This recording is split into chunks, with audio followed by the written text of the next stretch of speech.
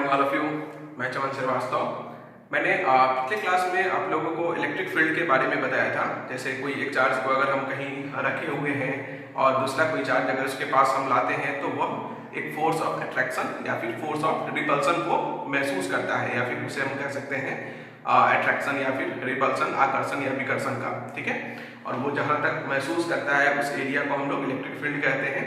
अगर आपने मेरा पिछला वीडियो नहीं देखा है तो उसे आप देख सकते हैं, मैंने उसका लिंक डिस्क्रिप्शन में दे दिया है। ठीक है, तो इस क्लास में हम लोग एक्चुअली इलेक्ट्रिक फील्ड लाइंस के बारे में जानने की कोशिश करेंगे कि इलेक्ट्रिक फील्ड लाइंस क्या होता है। ठीक है, तो इलेक्ट्रिक फील्ड लाइंस जैसे हम मान लीजिए कि किसी चार्ज को अगर हम रखे हुए हैं, ठीक है, किसी तो उसका एक इलेक्ट्रिक फील्ड होगा। ठीक है, तो वो इस इलेक्ट्रिक फील्ड में अगर किसी टेस्ट चार्ज को अगर हम लाते हैं, ठीक है, वह चार्ज उस इलेक्ट्रिक फील्ड में अगर फ्रीली उसको हम मूव करने के लिए छोड़ दें, ठीक है, तो वह जिस पाथ को फॉलो करता है, ठीक है, यहाँ ध्यान देने वाली बात है कि वह जिस पाथ को फॉलो करता है उसे हम इलेक्ट्रिक फील्ड लाइंस कहते हैं। यह एक इमेजिनरी लाइन है, काल्पनिक है। ठीक है, इसे हम लोग देख नहीं सकते हैं, सिर्फ हम लोगों ने एक इमेजिनरी लाइन से ड्रॉ किया हुआ है।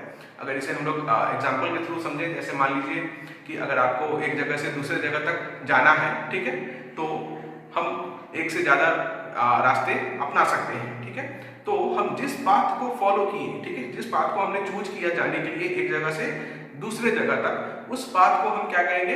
इलेक्ट्रिक फील्ड लाइंस कहेंगे। ठीक है, तो जिस तरह से टेस्ट चार्ज जो है एक जगह से दूसरी जगह तक जाने के लिए जिस पाथ को फॉलो किया इलेक्ट्रिक फील्ड के अंदर, उस पाथ को हम क्या कहेंगे? इलेक्ट्रिक फील्ड लाइंस कहेंगे।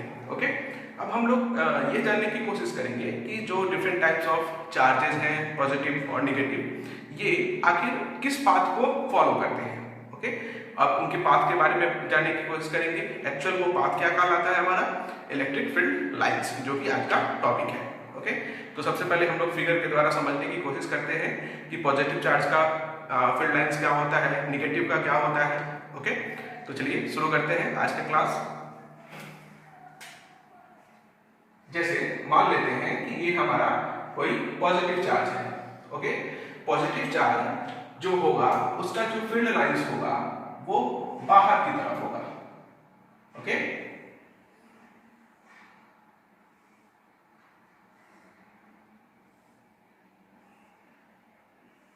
मतलब इनका जो डायरेक्शन होगा वो होगा बाहर की तरफ। ठीक है, इसके पास अगर हम कोई भी चार्ज अगर ले आते हैं, ठीक है, तो वो क्या होगा? फोर्स ऑफ रिपल्सन को महसूस करेगा। यहाँ पे Q इज ग्रेटर देन 0 है। ओके, सेम थिंग अगर हम निगेटिव चार्ज को अगर लेके आए, ठीक है, तो निगेटिव चार्ज जो होगा वो हमारा क्या होगा? फोर्स ऑफ अट्रैक्शन को महसूस करेगा। ठीक है, फील्ड लाइंस इसका स्ट्रेट होगा।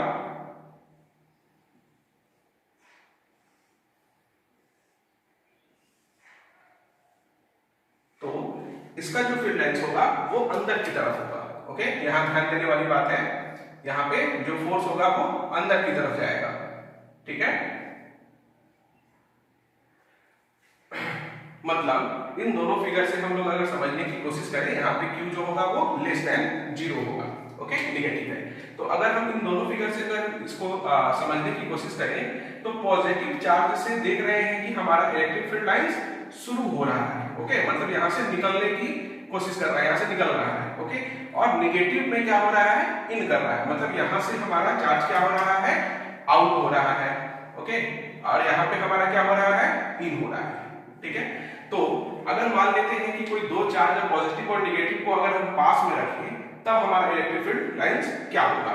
ठीक है, तो उस कंडीशन में हमारा इलेक्ट्रिक फील्ड लाइन, जैसे हमारा ये पॉजिटिव चार्ज हो गया, ओके, और ये हमारा निगेटिव चार्ज हो गया। ठीक है, अब यहां से हम अगर इलेक्ट्रिक फील्ड लाइंस को ड्रॉ करने की कोशिश करें तो इन दोनों के कंसेप्ट से हम आसानी से ड्रॉ कर सकते हैं। जैसे हमारा प्लस से क्या हो रहा है? आउट हो रहा है, और निगेटिव पे इन हो रहा है। ठीक है, तो हम पॉजिटिव से निगेटिव की तरफ, पॉजिटिव से निगेटिव की तरफ, again positive to negative, again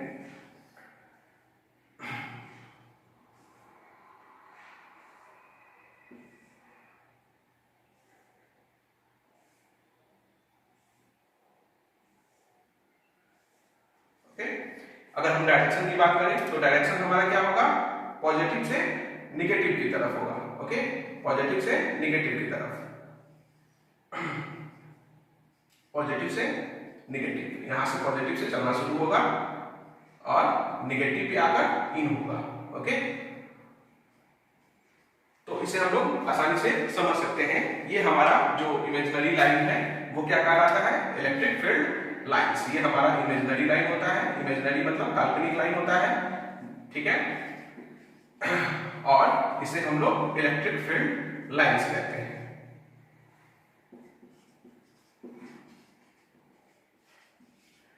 अगर हम बात करें इलेक्ट्रिक फील्ड लाइंस की, अगर यूनिफॉर्म इलेक्ट्रिक फील्ड हो, ठीक है, तो यूनिफॉर्म इलेक्ट्रिक फील्ड लाइंस में हमारा क्या होगा, ठीक है, तो अगर हम लोग यूनिफॉर्म इलेक्ट्रिक फील्ड में क्या होगा कि जो भी हमारा लाइंस होता है यूनिफॉर्म इलेक्ट्रिक फील्ड में, वो लाइन एक दूसरे के पैरेलल होगा।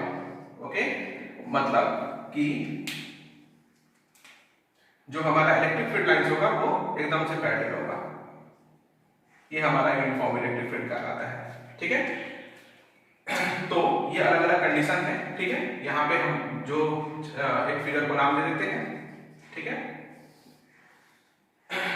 ये था हमारा इलेक्ट्रिक फील्ड लाइंस, ठीक है। तो इलेक्ट्रिक फील्ड लाइंस के बारे में हम लोगों ने अच्छे से जाना कि पॉजिटिव जो चार्ज होगा वहां से जो लाइन से हमारा वो निकलना शुरू होता है, ठीक है, और हमारे निगेटिव चार्ज पे आता है, इन करता है। ओके, अगर हम पॉजिटिव और नेगेटिव चार्ज को एक साथ रखें तो क्या होगा, पॉजिटिव चार्ज से निकलना शुरू होगा और नेगेटिव चार्ज पे इन करेगा। यहां से हमारा क्या करेगा, आउट होगा, पॉजिटिव से आउट होगा और यहाँ पे इन करेगा, ठीक है।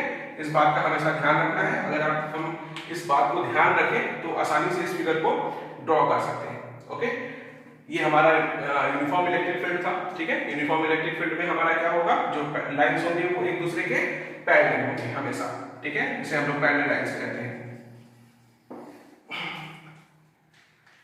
तो अब हम लोग जानने की कोशिश करेंगे कि इलेक्ट्रिक फील्ड लाइंस का प्रॉपर्टी क्या होता है, ठीक है। तो प्रॉपर्टी के बारे में अगर हम जानने की कोशिश करें तो हमारा पहला प्रॉपर्टी है कि इलेक्ट्रिक फील्ड लाइंस पॉजिटिव से निगेटिव चार्ज की तरफ मूव करता है। ओके, पहला पॉइंट हमारा हो गया, आप इसे नोट डाउन भी कर सकते हैं, ठीक है।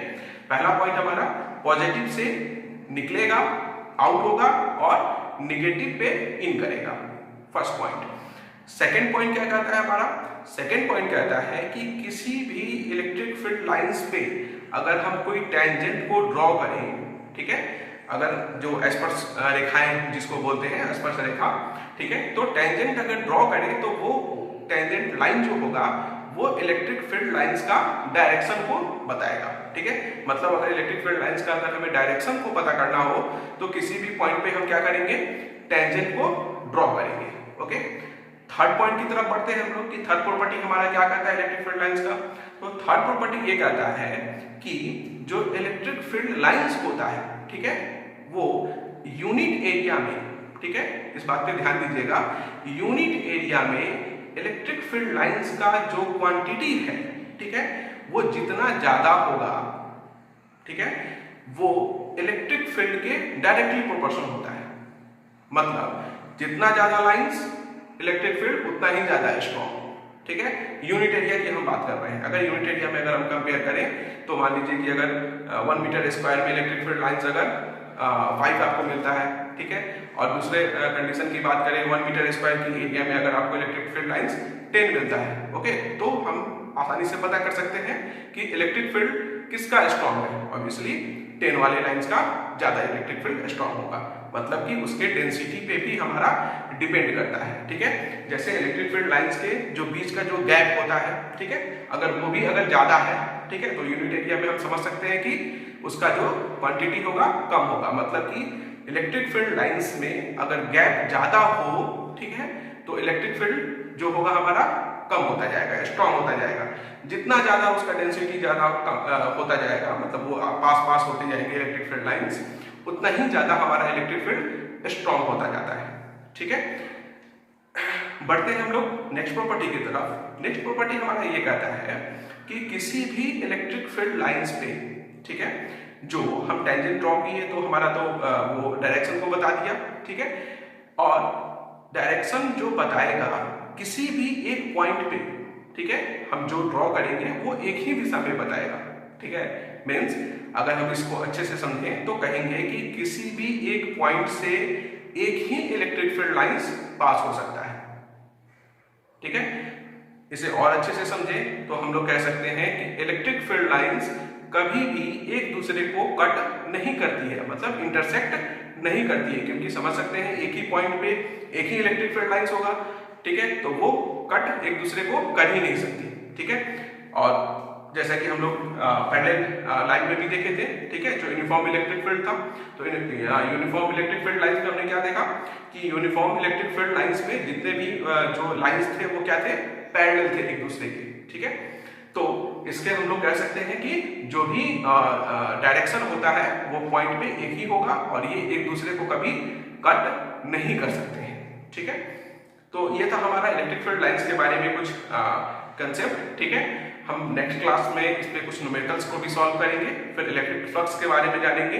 ठीक है, आज के लिए इतना ही। Thank you.